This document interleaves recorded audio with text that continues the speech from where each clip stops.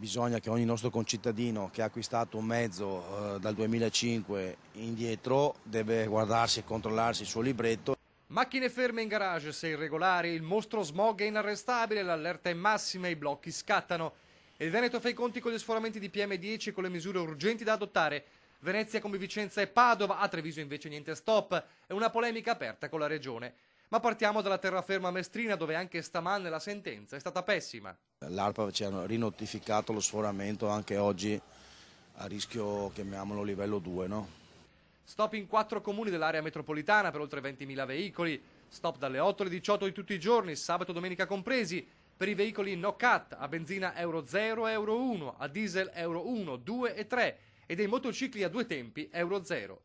Il fatto che anche con la pioggia il risultato sia pessimo dimostra che la realtà è molto grave. Questa vicenda continua senz'altro, penso, per i prossimi 10 giorni, salvo piogge torrenziali e comunicazioni formali e validate di ARPA che ci dice revocate perché si è ritornati a livello 0.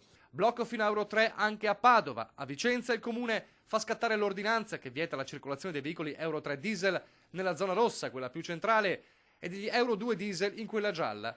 Il blocco, in vigore dalle 9 alle 12 e dalle 15 alle 18, si fermerà per il weekend e riprenderà lunedì. A Treviso invece si circola, ma non perché l'area sia migliore, anzi, il comune però chiede alla regione di far valere a tutti i territori limitrofi le sue linee guida e le misure restrittive. Non si capisce per quale motivo debba essere soltanto il comune capoluogo, visto che l'area non va per compartimenti stagni, ma devono essere quindi tutti i comuni della provincia, visto che l'inquinamento è su tutta la provincia, a dover intervenire. Per questo l'amministrazione è decisa a mandare un messaggio chiaro al governatore Luca Zaia: intervenga o Treviso non si muoverà.